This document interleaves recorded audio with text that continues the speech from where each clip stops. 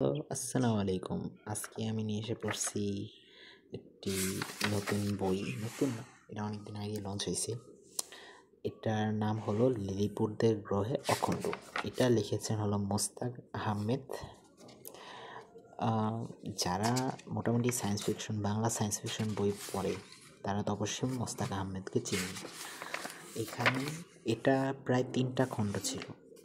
একটা ছিল হলো লিলিপুটদের গ্রহে, তারপরে লিলিপুটের পৃথিবীতে, আরেকটা হলো লিলিপুটদের ফিরে যাওয়া।